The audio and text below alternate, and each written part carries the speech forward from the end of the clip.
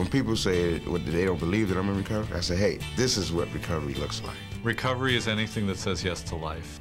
Recovery is alive and well in your neighborhood.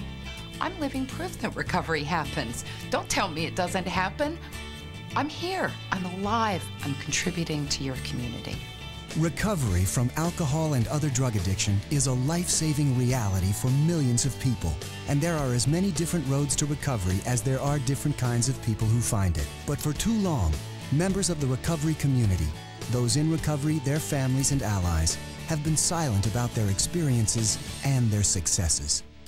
I have a long history of cocaine addiction. The last 3 years of my addiction was crack cocaine. I was unemployable. I could not find a treatment program that would do both, help me with my diabetes and help me with recovery. I would not tell my friends or my family what I suffered when my husband would come home drunk. Now is the time to come forward, speak out, and speak with one voice. Through the Faces and Voices of Recovery campaign, we'll build on the work already being done in local communities to put a face on recovery, to lower the barriers to recovery for those who still need help, and end the stigma and discrimination that people in recovery experience every day. There is a stigma to addiction, and yet the paradox is that some people have to come out and put a public face on it so that the stigma can be broken down. The reality is that there are millions of people just like me who have become addicted. But there are millions of people who have recovered from this illness. I feel that the recovering person can be that voice, be that face, to show that where I was and where I am today, who I was and who I am today, and to show the positives. Everyone has something to contribute as a recovery advocate. You can be a vital part of your local recovery advocacy organization today, and you can become one of the faces and voices of recovery that shows policymakers, elected officials, and all Americans that recovery from addiction is a reality for millions of people.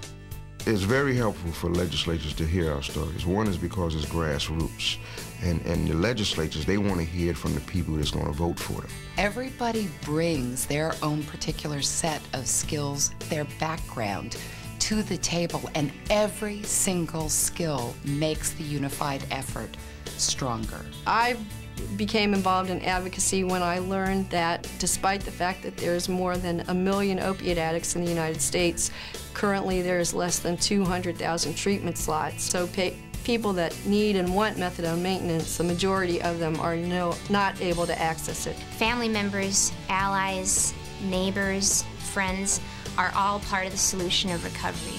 My recovery has been really kicked up a notch by the fact that I'm out about it.